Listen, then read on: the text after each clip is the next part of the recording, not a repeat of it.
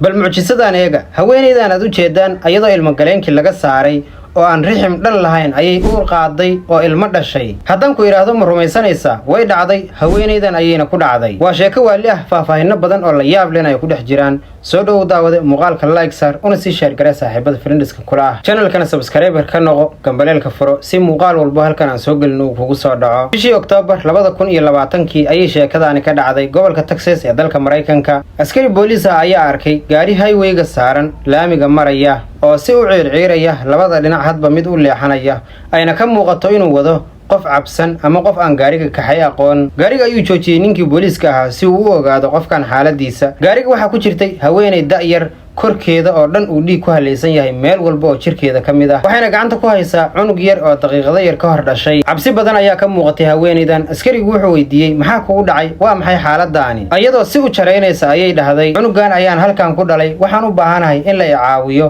oo aan si degdeg ah isbitaalka ku tago askarigu wuxuu dareemay inay wax qaldan yihiin waa uu joojiyey halkan joog ayuu yiri wuxuu is yiri say ku dhici kartaa ayadoo og in la joogo xilliga ay dhali lahayd inay gaari ka hayso waa kana muuqaalkii uu askarigu ka duubay gabadhan markii uu joojiyey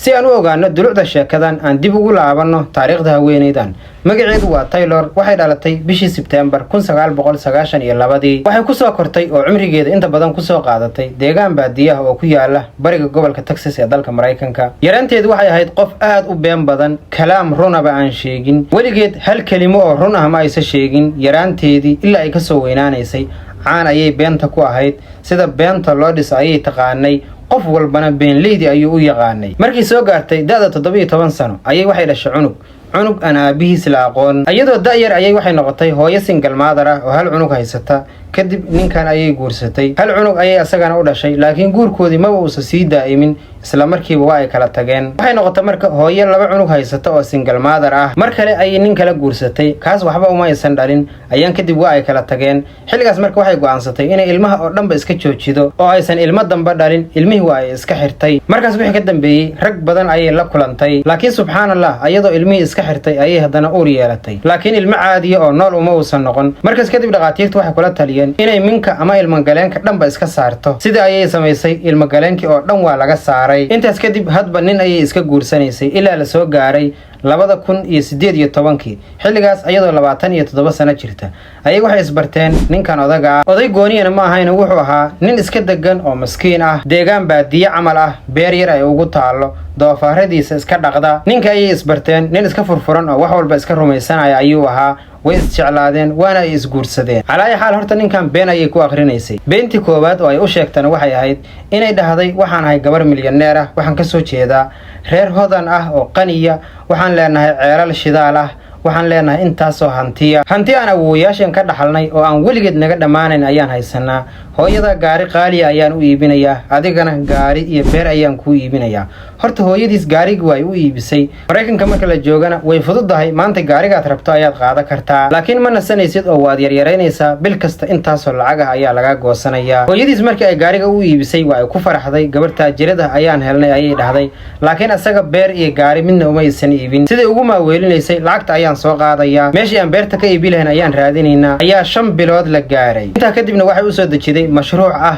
uur ayaan kuu leeyahay maskiinkaana wixii kale oo dhan waa uu iloobay gaarigii iyo beertii iyo wixii oo dhan wuxuu fokiska saaray xaaskayga ayaa uur leh waa uu ku farxay waxay halkaas ka bilowday marka qorshihii ayadoo aan ilmo galeen dhan lahayn ay uur been ah ku samay lahayd bilihii hore oo dhan waxay lahayd uur waa aan leeyahay laakiin uurkaygu waa uu yar yahay laakiin markii ay bilaheedu bateen oo la rabay inuu uurku soo muuqdo qorshahan ayay keentay horta waxay soo iibsatay calool feeg ah laakiin ma ahan mid aan filmeenta lagu jilo oo kale oo hore laga fahmi karo waxay soo iibsatay mid elektaroonig ah oo ilmihii ay dhaqdhaqaaqayaan marka korka laga taabto yacni loo malaynayo calool sax ah oo aanba laga shakinayn in marada laga faydo oo caadi loo fiiriyo maahane maadaama ninkeedu uu ahaa nin miskiin ah waxay ku qanci jirtay marka ay calooshaydu weynaatay jirkaygu ma qurux badnaanayo ma rabo inaad jirkayga aragto anigoo dhar la'aan ah miskiin ayuu ahaa sidaas ayay ku maaweeli jirtay mar walba dhar ayay u soo xiro jirtay ninkeeda mar walba waxay tusi jirta marka waraaqo ay ilmihii oo caloosha ku jira ku sawiran yihiin, yacni iskaankiyo saxa ilmihii waa kaas waa gabar. waraaqahaas ayay ninkeeda ku maaweeli jirtay.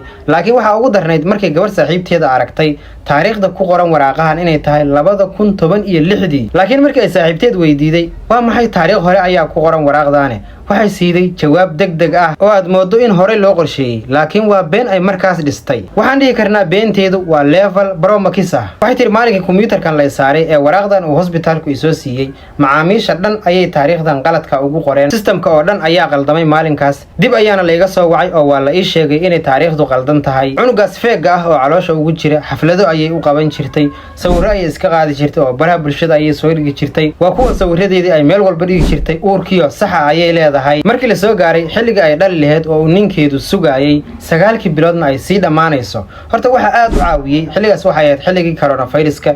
isbitaalada xitaa dadka isma aysan arki jirin oo dadku isma aysan raaci jirin. waxaa dhici jirtay mararka qaar in wadamada hormaray xitaa dadku ay guryahooda ku dhalaan. marka maadaama uu ninkeedu sugayo xilligii dhalideeda bisha 9aadna la gaaray, ninkeedu waxay u sheegtay inay dhaqaatiirtu u sheegeen inay dhalayso maalinka ay ku beegan tahay 9 Oktoobar 2020. ninkeedu markii wuxuu ku xisaabtamayay 9 Oktoobar inay xaaskiisu dhalayso, asagoo faraxsan ayuuna sugayay. meeshaan marka waxaan baranaynaa shakhsiyad cusub. gabadhan kale waxaa lagu magacaabaa Reeqaan.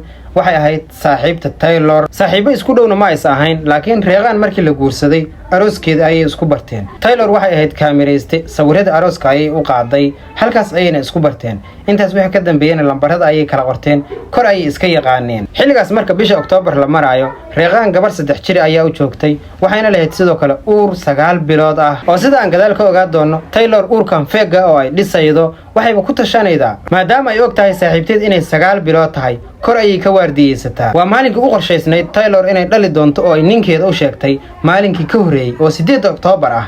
maalinkaas ayay ninkeeda waxay u dirtay gobol fog oo uusan ka imaan karin dhowr maalin. ilaa iyo hadda ninkan miskiinnimadiisa iyo xayawaannimadiisa la yaabanaano. meel hebla waxaas iga doon ayay dhahday, meel fog ayay u dirtay. marka maalinkaas 8 Oktoobar Taylor waa ay soo baxday, hadiyad ayay soo qaaday, waxayna soo aaday guriga saaxiibteed Reeqaan. albaabka ayay u soo gargaraacday, waa ay u imaatay, way salaantay, hadiyadii ayay siiday, hadiyada ayay ka qaadatay. waad mahadsantahay ayay dhahday. cabaar ayay la joogtay saaxiibteed, guriga oo dhan ayay fiirfiirisay. subaxii ku xigay ee 9 Oktoobar ayay marka dib ugu soo laabatay gurigii saaxiibteed Reeqaan.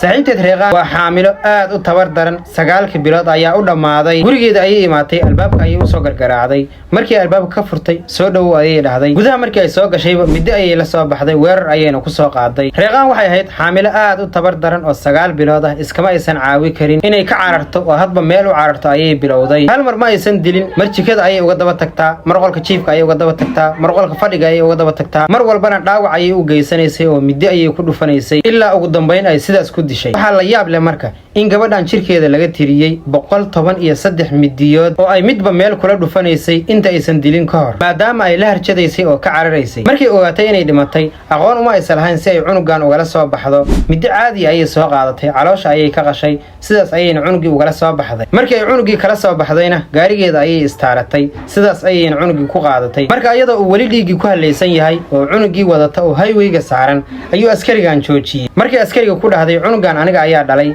haweeneydan waa la arkay inay qalqalsan tahay, isbitaal ayaa la geeyey. markii baaritaan lagu sameeyana waxaa la ogaaday cunugan inay dhashay iska daayay, xitaa inaysan sanadyadan dhalin. sidoo kale waxay dhaqaatiirtu ogaadeen inaysan ilmo galeen dhan lahayn oo waa hore laga saaray. mar kale waxaa la ogaaday ayada iyo cunugan DNA-goodu inuu kala duwan yahay. sidoo kale hooyadii dhashay gabadha la dilay ee cunugeeda la soo qaatay waxay imaatay guriga gabadheeda oo albaabku u ballaqan yahay. dhiigii markay sii raacdana waxay u tagtay gabadheedii oo meyd ah oo xaaladaas ku jirta. booliiska ayay wacday, waa kana hadalkeedu.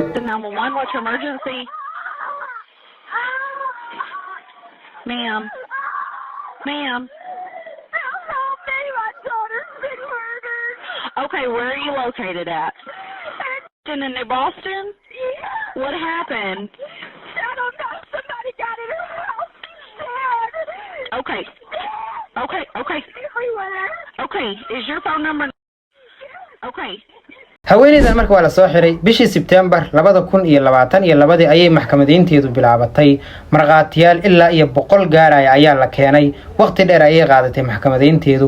ugu dambeyn 9 November 2022 ayaa lagu xukumay dil toogasho ah.